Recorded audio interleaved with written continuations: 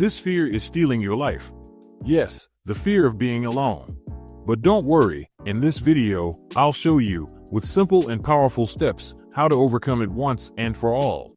1. Understanding the roots of loneliness. Loneliness can feel like a vast, silent room, empty but full of thoughts that echo louder than any conversation ever could. But here's the thing, understanding where that feeling stems from is key to overcoming it. For some, it's the shift from busy family life to quieter days. For others, it's the changing social landscape as old friendships drift apart.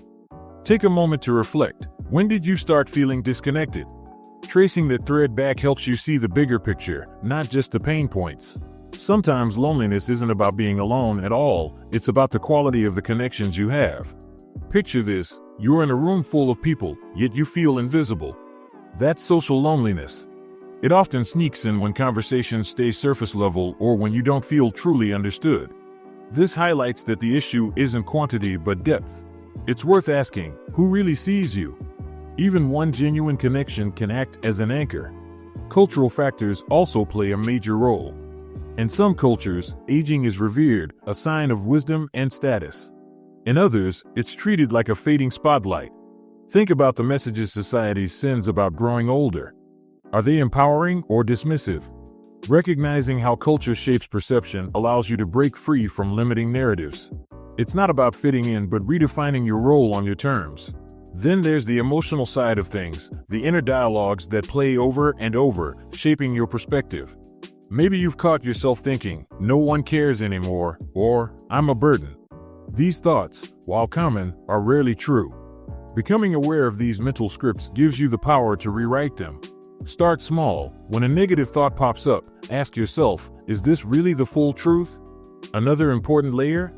How life transitions impact your sense of belonging. Retirement, relocation, or even the loss of loved ones can create unexpected gaps. But gaps don't have to stay empty, they're also spaces where new beginnings can form. For instance, joining a community class or volunteering can fill those spaces with purpose and connection. Consider it an invitation to reconnect, not a sign to retreat. Lastly, loneliness isn't a personal failure, it's part of the human experience. We're social beings wired for connection, after all. The first step to conquering loneliness is recognizing that you're not alone in feeling this way. Remember, even the most accomplished individuals, writers, artists, leaders, have faced moments of solitude. Understanding this helps you shift from why me to what's next. A mindset that opens the door to discovery. 2. Shattering common myths about solitude. One of the biggest myths about solitude is that it equals sadness or failure. It's often portrayed as something to avoid, like a neon sign flashing, "You've been left behind."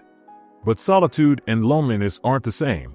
Think of a quiet morning with your coffee in hand, listening to the birds outside. That's solitude, peaceful, intentional, and grounding. When viewed this way, time alone becomes a gift, not a punishment. The trick is learning to embrace it rather than fear it.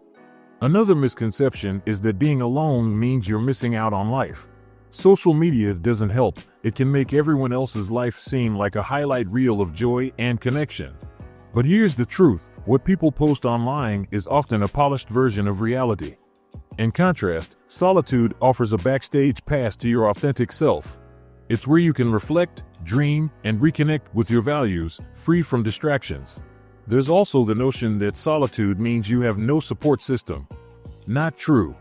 Many people choose solitude as a way to recharge rather than isolate themselves.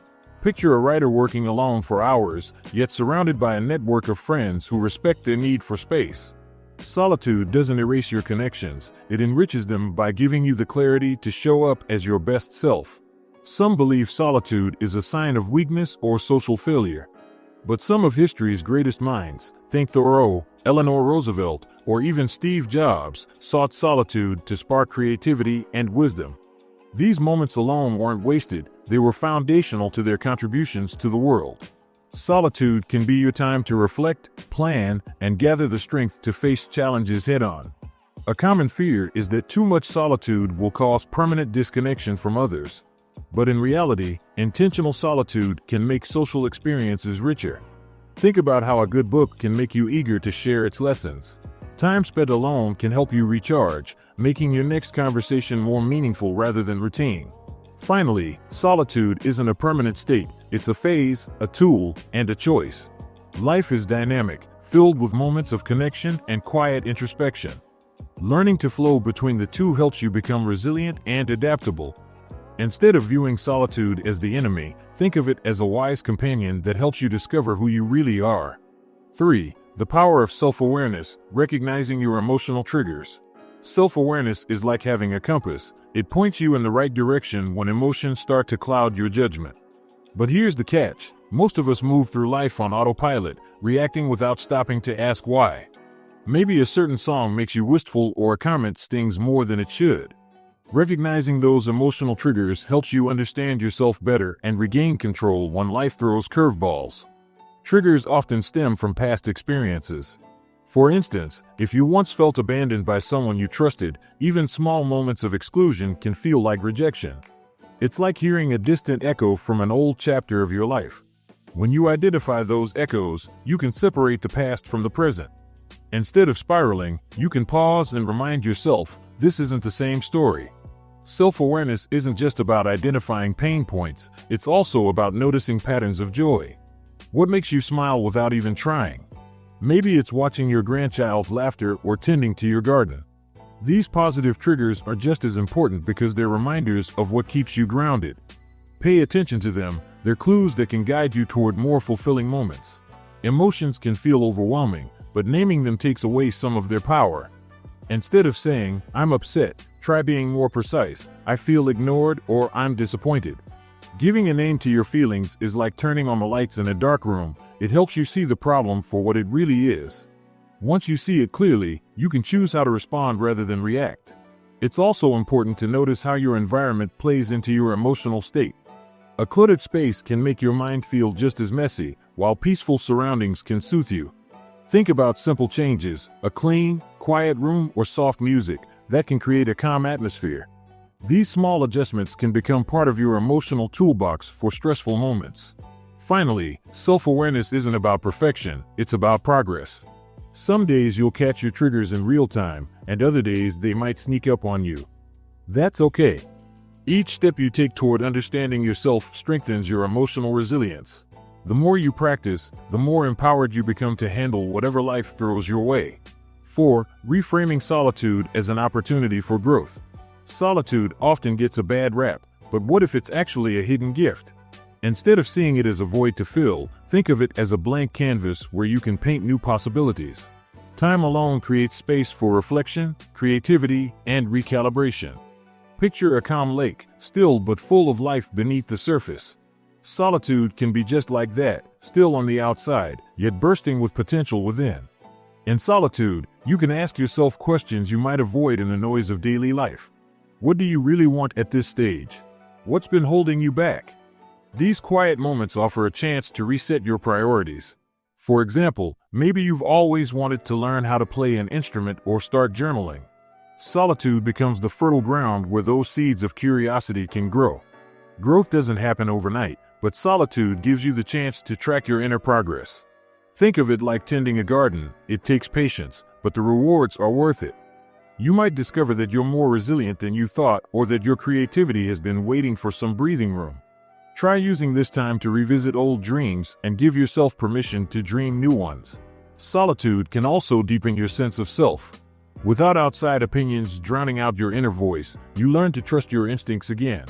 Ever noticed how some of your best ideas come when you're alone, maybe during a walk or while sipping tea by yourself? That's because solitude allows your thoughts to untangle and form new connections. It's not isolation, it's restoration. Another benefit is building self-reliance. When you learn to enjoy your own company, you realize you don't need constant validation to feel worthy. That sense of independence can be liberating. Imagine taking yourself out for coffee or starting a solo project you've been postponing. These small acts of independence remind you that you're more capable than you give yourself credit for. Lastly, solitude can be a bridge, not a barrier, to connection. The stronger you become within yourself, the more authentic your relationships with others can be. Instead of seeking connections out of fear of being alone, you'll seek them because you genuinely want to share your journey. In this way, solitude doesn't close doors, it opens them to new growth and deeper connections. 5. The healing impact of meaningful hobbies and passions. When life slows down, having something meaningful to pour your energy into can feel like a lifeline. Hobbies and passions aren't just distractions, they're doorways to purpose and joy. Think about it. Time seems to fly when you're absorbed in something you love, whether it's painting, gardening, or piecing together a complex puzzle. These moments of flow remind you that fulfillment is found in the doing, not just in the outcome. Meaningful hobbies can also act as emotional anchors. If you've ever found comfort in knitting a warm scarf or fixing something with your hands, you've felt this firsthand. These activities don't just keep your mind busy, they soothe the soul. If you're unsure where to start, think back to childhood interests. Did you love building things? Maybe woodworking is calling your name. Loved storytelling? Writing could be your next adventure. Passions often bring new connections into your life. Joining a local book club, art class, or nature walk group can introduce you to people with shared interests. It's a natural way to build friendships without the awkwardness of small talk. You're already starting with common ground. And who knows? That shared interest in photography or cooking might turn into a cherished friendship over time. There's also a therapeutic aspect to creative hobbies. Studies show that activities like painting or playing music can reduce anxiety and increase focus. But you don't need studies to tell you that. It's something you can feel. When you immerse yourself in a hobby, it's like your worries take a back seat. Even 15 minutes of daily practice can offer a much-needed mental reset. Having a passion gives you a day structure and purpose. Imagine waking up excited to work on a new recipe or a DIY project. It gives your morning an instant spark. It's not about perfection, it's about enjoying the process. And when you finish that project or serve that meal, the sense of accomplishment is a powerful reminder of your capabilities. Lastly, meaningful hobbies remind you that it's never too late to reinvent yourself. Whether it's picking up an old passion you set aside or trying something completely new, hobbies are proof that growth doesn't have an expiration date. In nurturing your passions, you're also nurturing a sense of resilience and joy that can carry you through even the loneliest moments. 6. The role of connection, building and rebuilding relationships. Human connection is like sunlight, it warms the soul and helps us grow. But relationships, like plants, need care to thrive. Whether it's rekindling an old friendship or deepening a bond with someone new, building and rebuilding relationships starts with small, meaningful actions. A simple phone call, a thoughtful message, or even a spontaneous coffee invite can reignite connections that seemed dormant. Sometimes, rebuilding relationships means confronting past misunderstandings. Maybe a harsh word from years ago built a wall that neither of you has dared to cross since. It's easy to hold on to pride, but reaching out can be a powerful gesture. Try starting with, "I've been thinking about you and wanted to reconnect." Vulnerability might feel like a risk, but it's often the bridge that repairs old bonds. Building new connections can feel intimidating, especially if you've experienced loss or isolation. But connection doesn't have to start with grand gestures. It can be as simple as joining a group that aligns with your interests. Whether it's a cooking class or a community volunteer project, these spaces naturally foster conversation. Suddenly, you're not introducing yourself, you're sharing experiences and swapping stories. Empathy is the secret ingredient to sustaining meaningful relationships. It's about being present, truly listening, and showing others that they're seen and valued. When someone shares a struggle or a joy, resist the urge to fix or overshadow it with your own experience. Instead, offer understanding. "That sounds tough. I'm here for you." These small affirmations create safe spaces for authentic connections to grow. It's also important to recognize that not every relationship will be lifelong, and that's okay. Some connections are seasonal. They enter your life to teach lessons or provide companionship during specific chapters. Instead of mourning their end, celebrate the memories they brought. Letting go gracefully opens you up to new relationships that fit where you are now. Lastly, connection isn't just about others, it's also about connecting with yourself. When you're comfortable in your own company, you bring a sense of calm and confidence into your relationships. You stop seeking validation and start showing up as your true self. This authenticity not only deepens your bonds with others, but also allows you to live in alignment with your values and desires. 7. Embracing independence without isolation. There's a certain pride that comes with independence, the ability to make your own decisions, live life on your terms, and handle challenges head-on. But independence doesn't mean shutting out the world. In fact, the strongest independence often thrives when it's balanced with meaningful connections. Think of it like a sturdy bridge. You're self-sufficient, but you can cross over to others when needed. One of the key steps to maintaining independence without falling into isolation is knowing when to ask for help. It's not a sign of weakness, it's an acknowledgement of your humanity.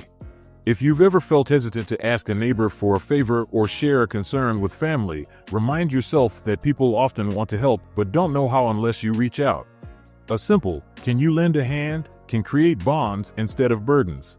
Another strategy is to stay actively engaged with the world around you. Independence doesn't mean staying behind closed doors, it means creating routines and habits that keep you connected. This could be something as simple as a weekly walk through the neighborhood or checking in with a friend over coffee every Saturday. These small rituals act as lifelines, anchoring you to your community and giving your week a steady rhythm. Independence also shines when you continue learning and growing.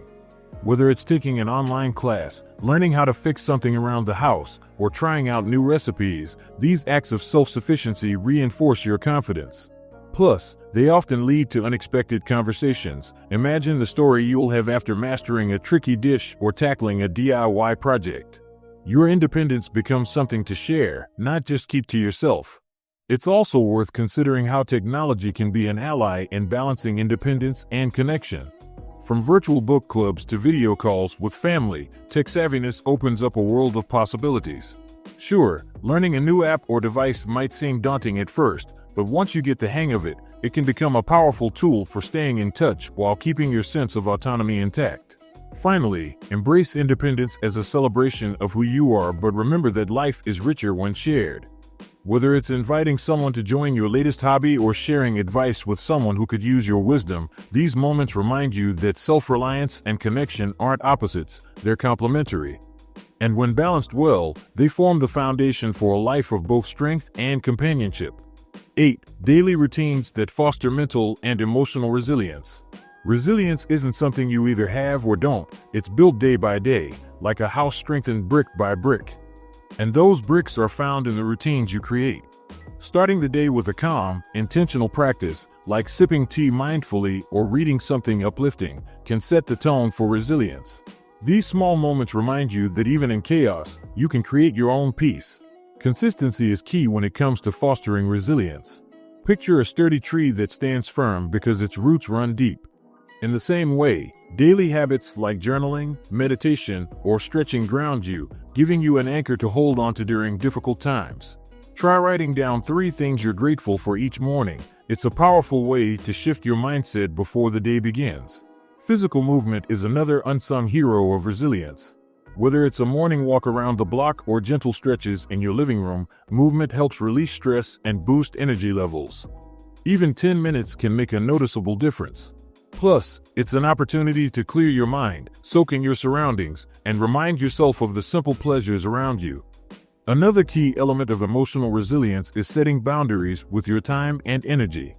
It's easy to overextend yourself, saying yes to everything and everyone out of obligation. But resilience grows when you protect your mental space. Give yourself permission to say no without guilt and to carve out time for rest. Remember, rest isn't indulgent, it's necessary for your well-being. Resilient routines also include moments of connection. Schedule a regular call with a friend or plan a midweek lunch with someone whose company you enjoy.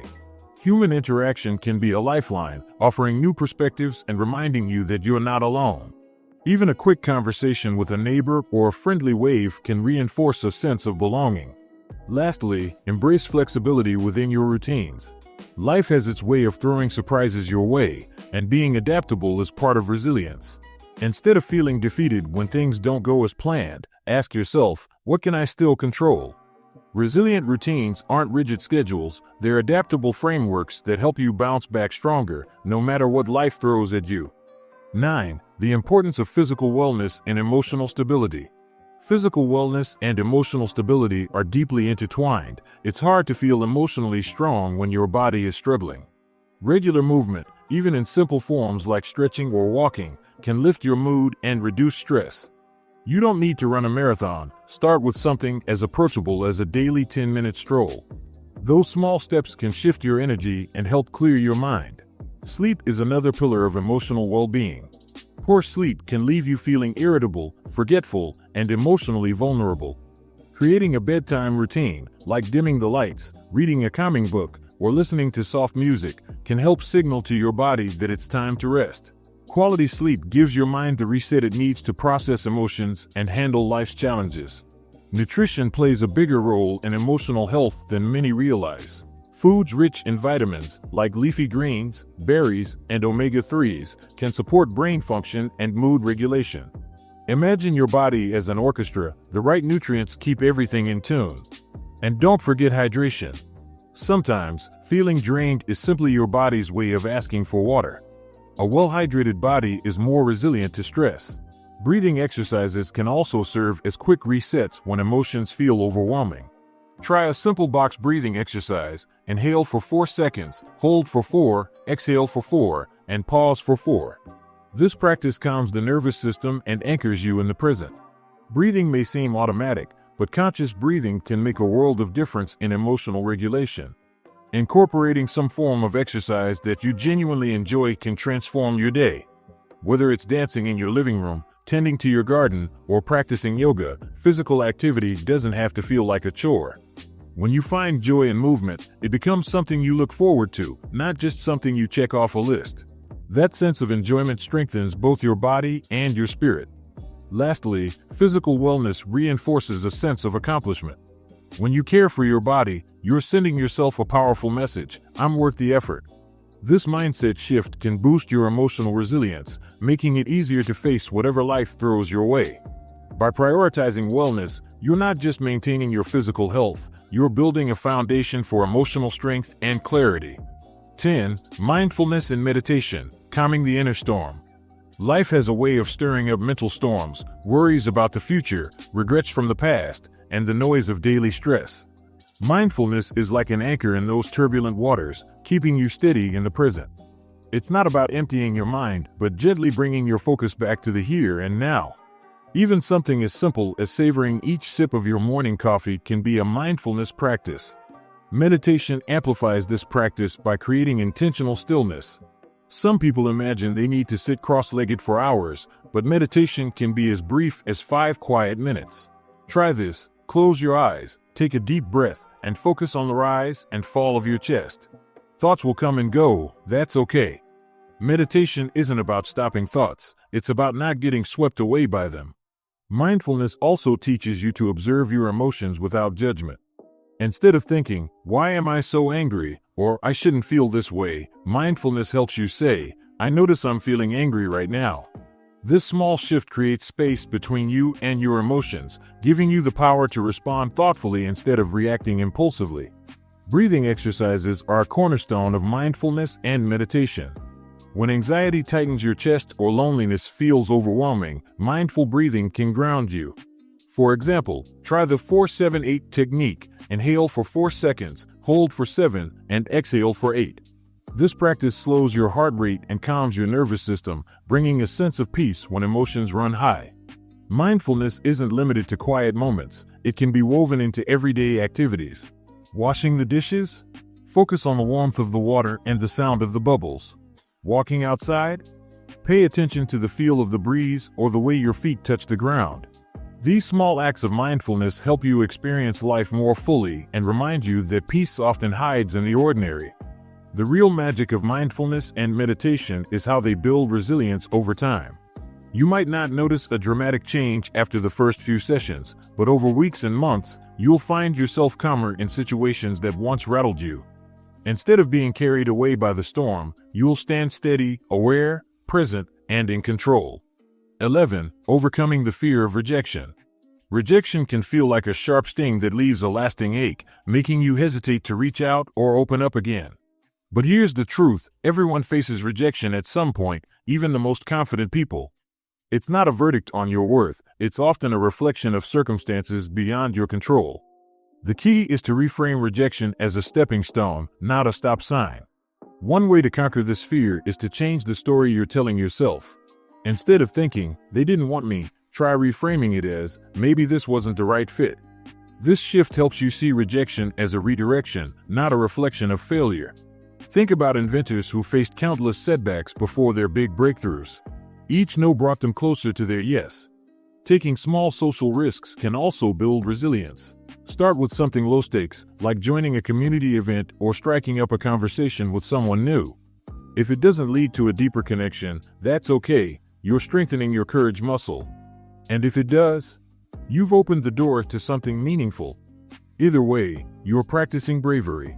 Self-compassion is crucial when dealing with rejection. When your inner critic pipes up with harsh comments like, "You should have known better," replace that voice with kindness. Remind yourself, "I'm human and I'm trying." Treat yourself the way you'd comfort a friend, with understanding, not judgment. Self-compassion softens the sting of rejection and helps you bounce back quicker. Another helpful strategy is to focus on what's within your control. You can't control how someone else responds, but you can control your effort, your mindset, and your reaction. Whether it's preparing thoroughly for a conversation or showing up with an open heart, doing your part helps you walk away with confidence, no matter the outcome. Finally, remember that every rejection holds a lesson if you're willing to look for it.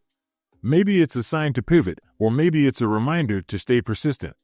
Each no teaches resilience, patience, and even clarity about what you truly want. And as you gather these lessons, rejection loses its power to paralyze you. Instead, it propels you toward new opportunities with renewed strength. 12. Living with purpose, the gift of service and legacy. Living with purpose isn't about grand gestures or fame, it's about knowing that your life has meaning and that your actions matter. One of the most profound ways to cultivate this sense of purpose is through service. Whether it's volunteering at a local shelter, mentoring someone, or simply being a reliable friend, acts of service remind you that you're part of something bigger. And often, the smallest gestures, like offering a kind word, can have the greatest impact. Service also shifts the focus away from what's missing in your life to how you can contribute.